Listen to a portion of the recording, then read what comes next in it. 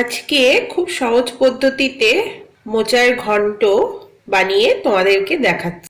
মোচার ঘন্ট বানাতে যে যে উপকরণগুলো লাগবে সেগুলো হলো মোচা, যেটা আমি কেটে ধুয়ে নিয়েছি, ছোট ছোট করে কাটা আলু, এখানে সয়াবিন সেদ্ধ করে ওগুলোকেও একটু ছোট ছোট করে পিস করে নিয়েছি।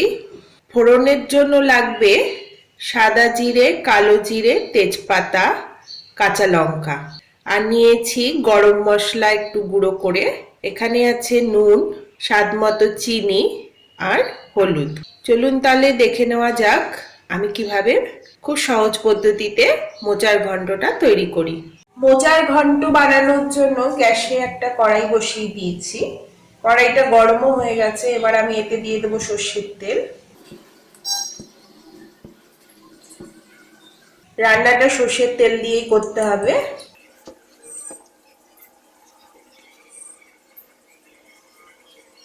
তেলটা গরম হয়ে গেছে। এবার এতে আমি দিয়ে দিচ্ছি সাদা জিরে ফোড়নে। এবার দিয়ে দেবো কালো জিরে। এবার দিয়ে দিচ্ছি তেজপাতা। আলু যে কেটে রেখেছি ছোট ছোট করে সেটা দিয়ে দেবো।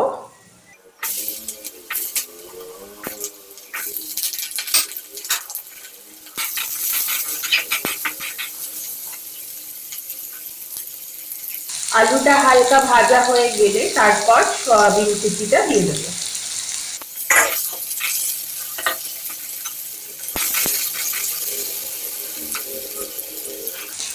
আলুটা হালকা ভাজা হয়ে গেছে। এবার এতে আমি সয়াবিনটাকে একটু ভেজে নেব।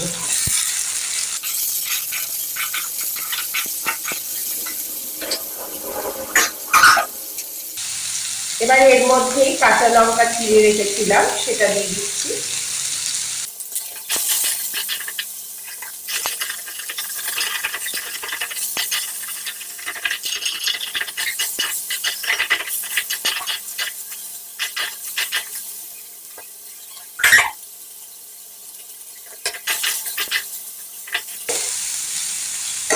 সয়াবিনটা হালকা ভাজা হয়ে গেছে। এবার এতে আমি স্বাদ মতো নুন, হলুদ, মিষ্টি দিয়ে দেবো।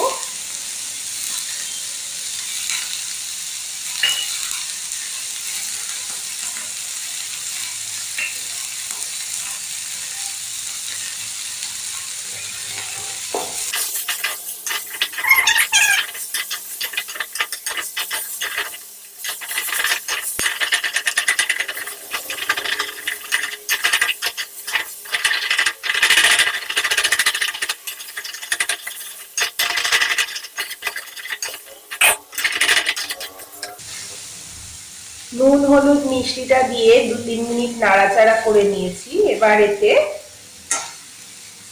কেটে রাখা মোচাটা অ্যাড করে দেবো। আমি কিন্তু মোচাটা শুধুমাত্র কেটে ধুয়ে নিয়েছি।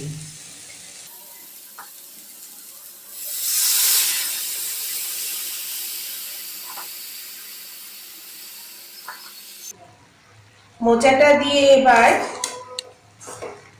নাড়িয়ে চাড়িয়ে ঢেকে দেব।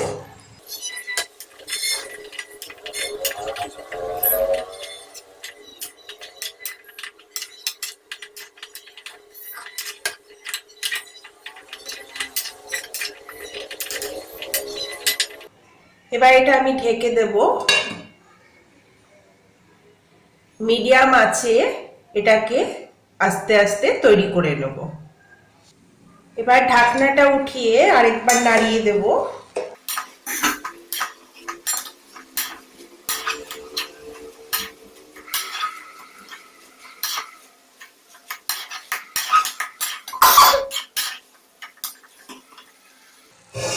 আবার ঢেকে দেব। 10-15 মিনিট বাদে আবার নাড়িয়ে নেব।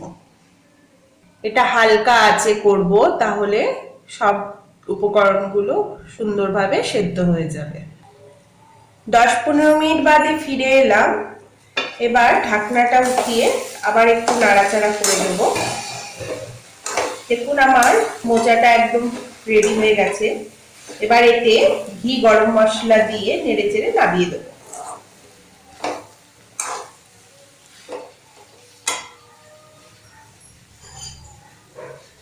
দিয়ে দিচ্ছি সামান্য গরম মশলা গুঁড়ো আর দিয়ে দিচ্ছি ঘি।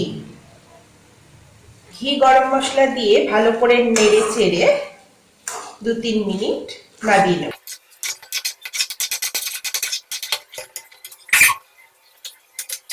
দেখুন মোচার ঘন্টটা একদম রেডি হয়ে গেছে।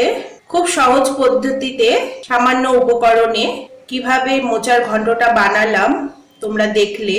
বন্ধুরা, তোমাদের যদি এই রান্নাটা ভালো লাগে প্লিজ বাড়িতে ট্রাই করো, খুব সুন্দর লাগবে গরম গরম ভাত দিয়ে খেতে। আমার এই রান্নাটা যদি ভালো লাগে তাহলে প্লিজ লাইক করো, শেয়ার করো, সাবস্ক্রাইব করো আর কমেন্টস করে জানিও কেমন হয়েছে। ধন্যবাদ।